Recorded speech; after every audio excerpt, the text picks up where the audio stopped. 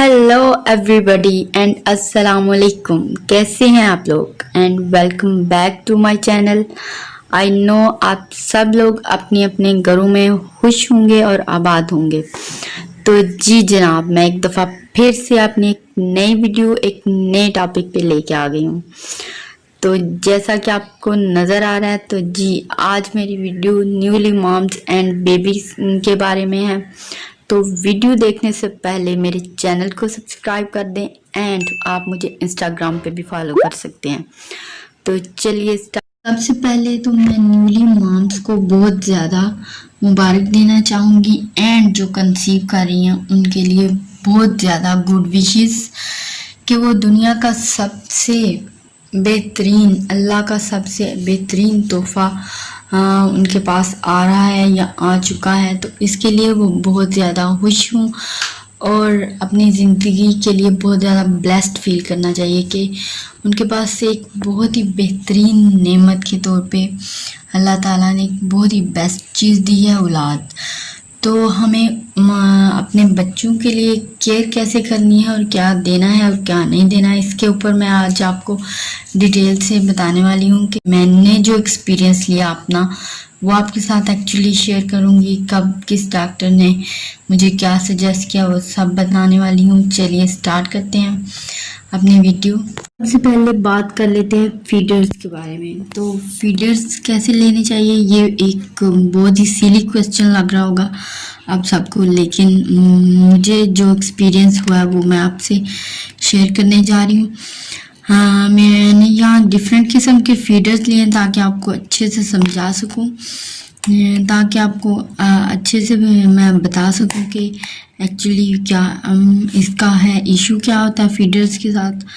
आपने जब भी फीडर लेना है तो आपने ट्राई करना है उसके अंदर ये निशान हो, सेम ये निशान, क्योंकि ये हाफ कैप है इसलिए मुझे 2 फीडर लेने पड़े। जब इसका राउंड हो गया इस फीडर का कैप तो इसमें ऐसा होगा, और अगर इस तरह का होगा तो फिर ऐसा निशान होगा। तो आप ट्राई करें, आप ऐसा लें, इससे निप्पल इसके अंदर ये जैसे आप ट्रांसपेरेंट में आपको नज़र आ रहा होगा, निप्पल बिल्कुल इसके अंदर फिक्स हो गई है।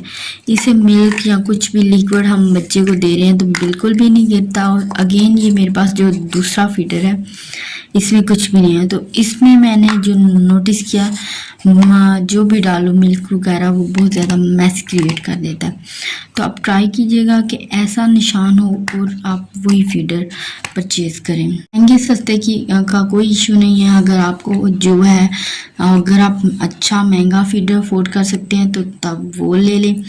अगर नहीं अफोर्ड कर सकते तो आप नॉर्मल फीडर भी ले सकते हैं, जो कि हर एक रेंज में मिल जाते हैं बाज़ार से। तो लेकिन आपने बेसिकली चीज़ क्या देखनी है कि इसकी किसी भी फीडर में हो, वो महंगा हो या सस्ता हो, ये उसमें ज़रूर हो। इसके अलावा एंड एक और चीज़, अक्सर माएँ साल हर साल एक फीडर से कहीं साल गुजार देती हैं। तो आप ट्राई करें एक फीडर से मैक्सिमम 6 मंथ तक बच्चे को यूज़ कराएं, क्योंकि ये प्लास्टिक बाटल होती है और प्लास्टिक बाटल्स में और हॉट मिल्क बिल्कुल इसमें ना डालें, नॉर्मल रूम टेम्परेचर पे इसमें मिल्क ऐड करें।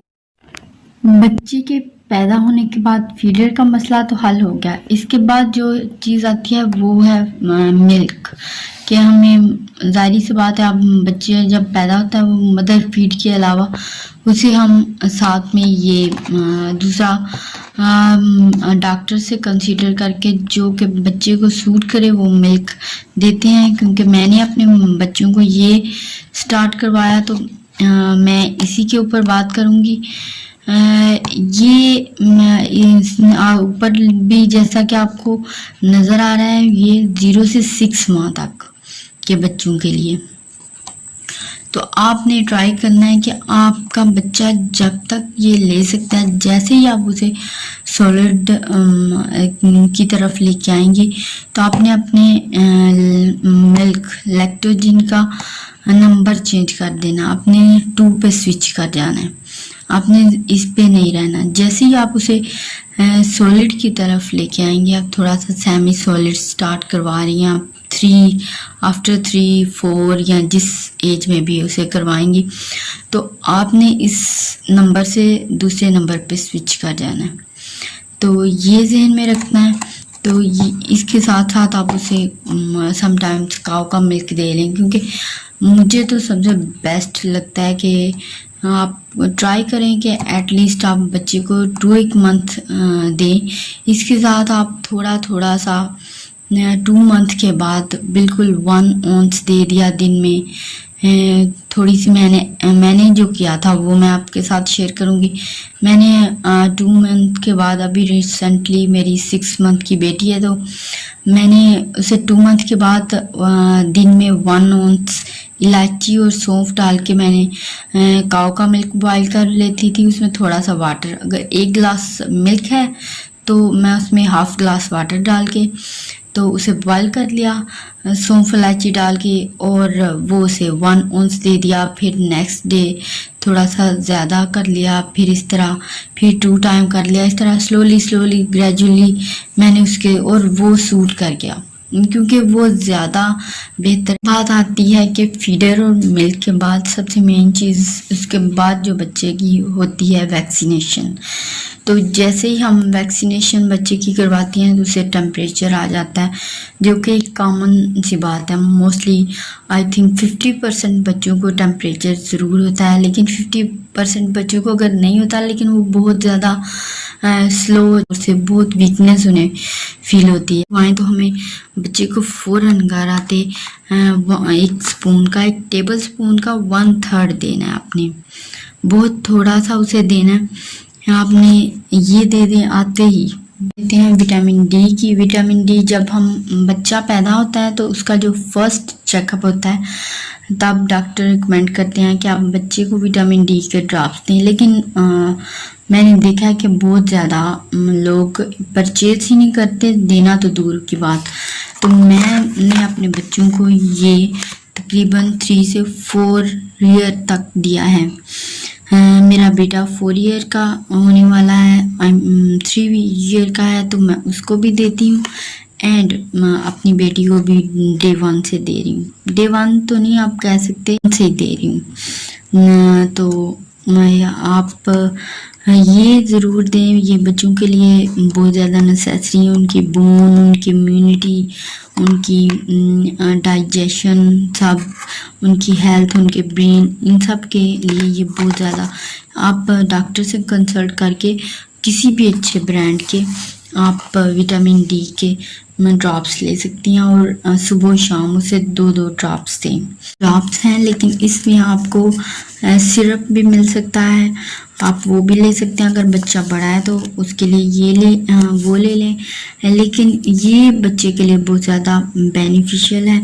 ये बच्चे के लिए बहुत ज़्यादा इसके बेनिफिट्स हैं इसके। आप ये कॉलिक ड्रॉप्स बच्चे की हेल्थ के लिए भी बहुत ज़्यादा अच्छे हैं, और ये बच्चे को के लिए उसके हाजमे को अच्छा करते हैं। समटाइम बच्चे को गैस का बहुत ज़्यादा इशू होता है, तो मैं ये अपनी बेटी को, ये इनका के साथ ये होता है कि ये बच्चे की वेट के साथ देने होते हैं। फॉर एग्ज़ाम्पल, अगर आपके बच्चे का वेट 5 kg है तो आप उसे 5 ड्रॉप्स दें सुबह एंड शाम में, 2 टाइम दें। अगर उसे गैस का या ऐसे, समटाइम जब बच्चा पैदा होता है बहुत ज़्यादा मरोड़ लेता है और वो नीला पीला काला इस तरह का हो जाता है, तो वहाँ आप उसको तो मस्ट दें, क्योंकि उसी के साथ पेट के इश्यूज होते हैं जो कि ये इसी से सॉल्व होते हैं। मैंने बेटे में की दफ़ा नहीं यूज़ की, लेकिन अब मैं यूज़ कर रही हूँ और मुझे इससे बहुत ज़्यादा फ़र्क महसूस होता है। कोई ऐसा पेन हो, मुझे फील हो कॉन्स्टिपेशन का कोई इशू है, वैसे कहीं वो रो रही हो, क्राई करे, तो फिर मैं ये ज़रूर देती हूँ, बल्कि 2 टाइम देती हूँ, डेली बेसिस पे देती हूँ, कोई इशू हो ना हो। तो इससे उसे वॉमिटिंग का बहुत ज़्यादा इशू था, क्योंकि जब भी वो मिल्क पीती थी वो गिरा देती थी, तो इससे बहुत ज़्यादा उसका इशू है। और भूख, बच्चों को भूख लगना जो कि माँओं की सबसे ज़्यादा हेडेक है आजकल के दौर में, वो इससे रिजॉल्व होने वाला है। तो बादाम रोगन ये मैं बच्चों को समटाइम्स मोस्टली बच्चों को इश्यू होता है कि चेस्ट कंजक्शन हो जाती है। ये मुझे सऊदीया में एक इंडियन डॉक्टर थी, उन्होंने मुझे बताया था कि जब बच्चा शाम को सोने लगे तो आप उसे इसका टीस्पून दें, टेबल स्पून नहीं टीस्पून। आप बादाम रोगन दे दें, आप उसके मिल्क में ऐड कर लें, क्योंकि मिल्क में बच्चे कई दफ़ा पीते नहीं है, तो आप उसे वैसे एज आ मेडिसिन सोने से पहले जब उसे मिल्क देने लगें उससे पहले आप उसे दे दें। तो मेरे बेटे का चेस्ट कंजक्शन का बहुत ज़्यादा इशू था, उसे ऐसे हमें हर दूसरे दिन नेबुलाइज़र के लिए लेके जाना पड़ता था। तो जैसे ही मैंने ये स्टार्ट करवाया उससे बहुत ज़्यादा उसे फ़र्क पड़ा। तो अपने बच्चों की डाइट में ऐड किया हुआ है, तो इसलिए आपके साथ भी ये शेयर कर रही हूँ। आई होप आपको भी इससे ज़रूर रिलीफ मिलेगा, ट्राई करके देखिएगा। लेग पे ये मैंने बेटे की दफ़ा तो बिल्कुल ही इसको इग्नोर कर दिया था, बिल्कुल उसे नहीं दिया। डॉक्टर ने मुझे रिकमेंड किया कि इससे बच्चों में आयरन लेवल बैलेंस होता है, अगर कम हो तो वो ठीक हो जाता है। तो मैंने ऐसे की, मैंने उसे कहा कि नहीं घर में जो है वो ज़्यादा बेस्ट है। लेकिन इसमें चूँकि उन्होंने डॉक्टर्स ने रिकमेंड करते हैं तो कुछ सोच के ही करते होंगे, क्योंकि इसमें iron and B1 vitamin zinc and vitamin AC पाया जाता है। तो मैं तो कंसिडर करूँगी आप एटलीस्ट 6 मंथ बच्चों को इसके साथ ज़रूर उनको ग्रो अप करें। लेकिन इसमें सबसे पहले कंफ्यूज हो जाते हैं, जो भी आया ले लिया। इसमें सबसे पहले आपको गंदम का लेना है। 3 मंथ की एज में मैंने अपनी बेटी को ये स्टार्ट करवा दिया था। 3 मंथ के एंड आप 4 मंथ का स्टार्ट कर सकते हैं, तो उससे काफ़ी ज़्यादा बच्चे की ग्रोथ, हेल्थ और उसकी इम्यूनिटी, उसमें उसका खाने मतलब मिल्क से बच्चों का पेट नहीं भरता।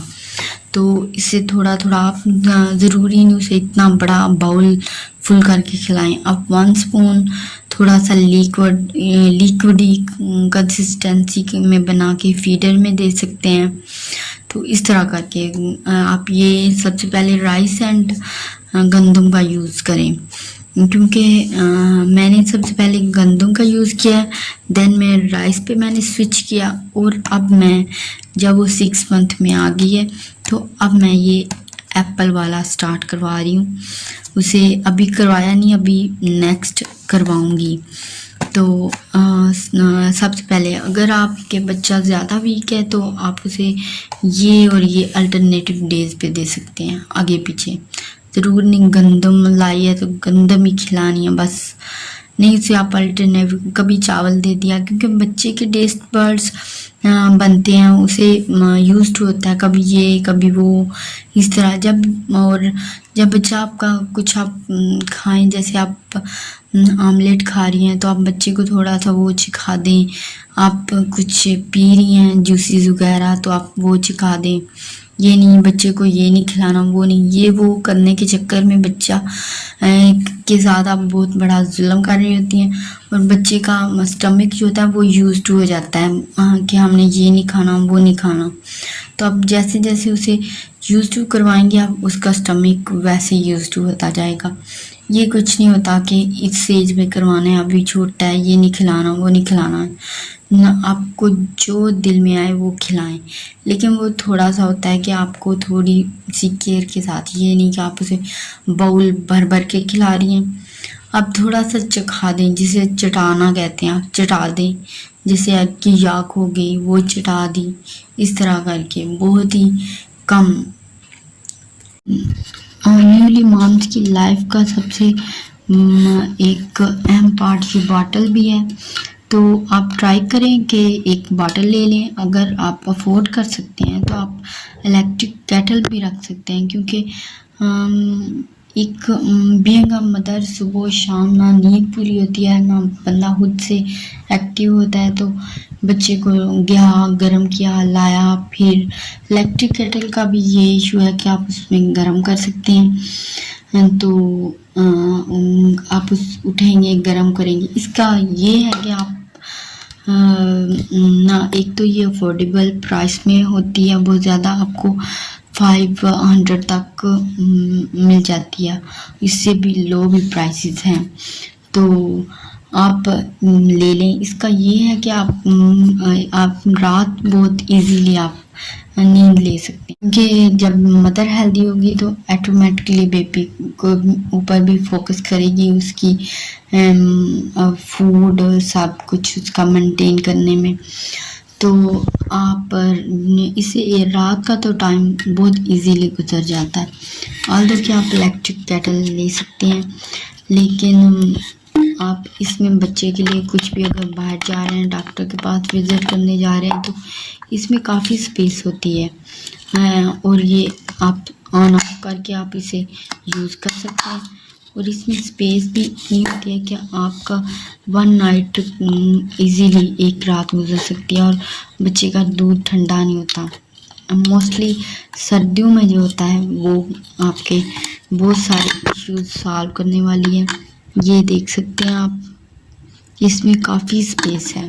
चीज़ के अगर बच्चों को कोई भी इश्यू होता है तो आप उन्हें बहुत ही छोटी एज में कहवा पिलाने का आदि, कहवा वो नहीं, ग्रीन टी या कुछ भी ऐसा नहीं पिला सकते। कहवे की बाकायदा एक रेसिपी है, जो कि आप उस रेसिपी के अकॉर्डिंगली कहवे बाकायदा आप रेसिपी के तहत बना सकते हैं। उसमें आप दालचीनी, इलायची, सौंफ डाल के, एंड आप उसमें जिंजर नहीं डालना। अगर आपने अपने लिए बनाना है तो उसमें जिंजर ऐड कर लें, अदरवाइज़ बेबी के कहवे के लिए जिंजर नहीं ऐड कर सकते। ये कहवा 2 in 1 हो जाएगा, इनके आप भी यूज़ कर लेंगे और बेबी भी यूज़ कर लेगा। और आप अपने लिए उसमें अदरक डाल दें, मिंट डाल दें, तो ये कहवा आपके लिए भी वेट लॉस करने के लिए बहुत ज़्यादा हेल्पफुल होगा। और बेबी के डाइजेशन, अगर बेबी को फ्लू होता है, उसे कफ होती है, उसे कुछ भी उसका गैस हो जाती है, क्योंकि ऐसे बहुत ज़्यादा प्रॉब्लम्स होते हैं, तो आप बेबी को 1 स्पून, ओनली 1 स्पून अपने कहवे का देना, बहुत ज़्यादा नहीं देना, क्योंकि बहुत ज़्यादा जब देंगे तो वो उसको गर्म लगेगा और उसका ठीक होने के बजाय उसका पेट और ख़राब हो जाएगा।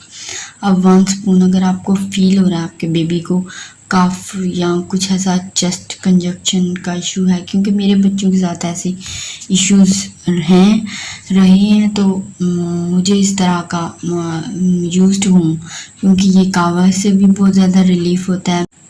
रनी नोज हो, इसके साथ कफ का, एंड तो इसमें कहवा बहुत ज़्यादा हेल्प करता है। अगर आपका बच्चा, जैसे कि मेरा बेटा बड़ा है, तो मैं उसके दूध में जिंजर डाल देती हूँ, क्योंकि छोटे बच्चा जो होता है 1 ईयर तक, उसमें जिंजर बिल्कुल उसे सूट नहीं करती, तो उसे ऐसा कुछ देना का ट्राई भी मत कीजिएगा।